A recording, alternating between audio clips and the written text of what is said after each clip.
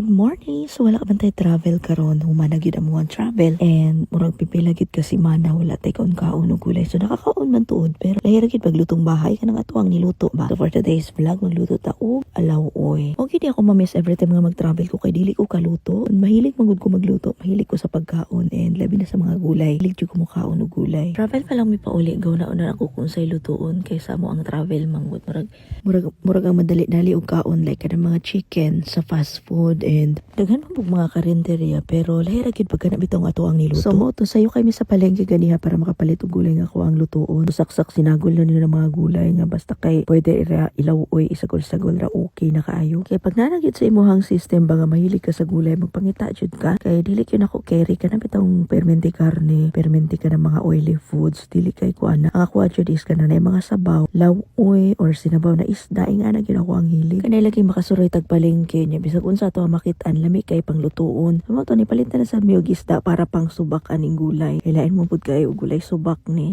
Pag magluto jud kog law-oy, kamunggay is life gig ko. Syempre na raman tay makuha nga mga kamunggay sa palibot. Di na nato kailangan paliton. Kaniya sa palengke nga ako ang tuyo gulay ra gud ang ending nakapalit og isda kay naguna-una na lang ko nga magprito and pang subak pud sa gulay unya nakakita na pud ko kana bitong tugnos. Amot lang ko kung tugnos bitawag ani basta kay lami magud ni siya iturta. Imbes nga isa ra gud ka putahe unta nga ako ang lutuon ganihang ending na daghan noon. O di ba napay tugnos, napay pritong isda. O wala lang, mura ko ka nang magbukbang ani.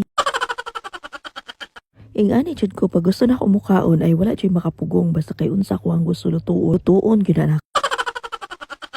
And dapat ko'y trip usahay nga kana bang gusto lang na ko muluto and dili ko makaon. Ipakaon lang nako kung kinsa nang gusto mo kaon dira. Pero kanid yung torta nga tugnos ganiha po na ginaminam gyud ani mo nang giuna na kog luto kay para mapapak na.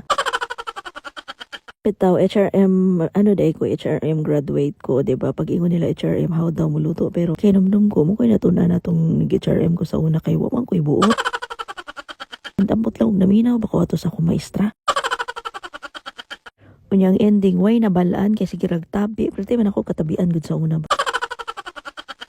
Muna mga estudyante paminaw gyud mo sa inyong maestra kay para namoy natun-an para sa ko sa una nga sige kay katabian sa ilabayon pa kog eraser sa akong katabian. Nakatuon na sab kog luto kaysa ko ang mama kay mag-observe man ko every time nga magluto na siya. And syempre pag nagaedad na ta kailangan yun na to makabalo kay manigulang lang tas kalibutan wa tay nabalaan. Unya pagkahuman mo rin dito ko ang chika for today. Bye!